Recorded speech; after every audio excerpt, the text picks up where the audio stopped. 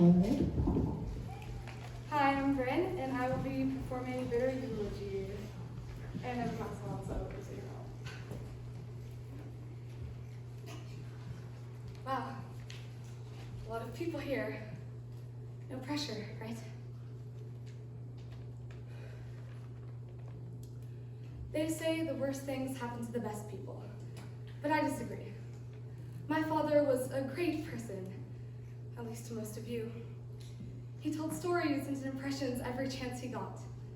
I hated them. They were never accurate anyway. His impression of Daniel Day-Lewis doing Abraham Lincoln sounded more like Al Pacino. Those of you who were his students knew a caring, dedicated, and hilarious teacher. Sounds like a great guy.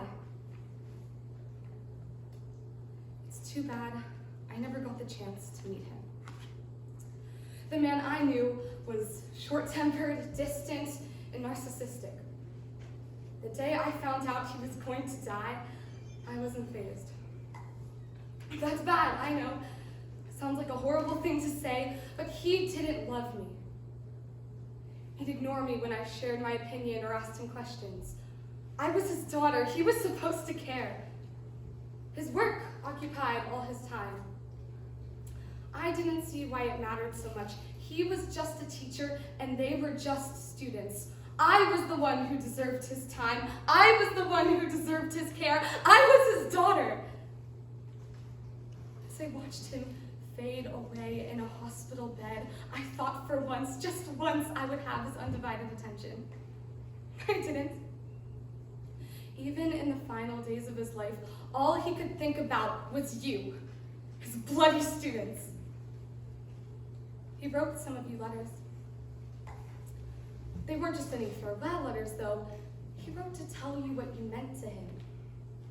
I never got any letter. It's selfish, really, I know, but I deserved one. I did. I thought it was okay, though. I thought he would surely change in the end. He was dying. Maybe things would be different. He was going to tell me that he loved me, and he would mean it. He never did. I read some of the letters he wrote. One was to a boy named Jacob. Maybe you're here today. My dad told Jacob that he made him see the world in a different way. Opened his eyes, he said. Shifted his perspective, he said. My dad was a liar and a phony, and I hated him. As I watched him take his final breath, I cried, but I wasn't sad, I was angry. Where is my letter? I deserved one, didn't I? I was his daughter. But he was dead. So you can all go on and mourn the loss of a great man, but I knew the real Albert Scott. He had you all fooled.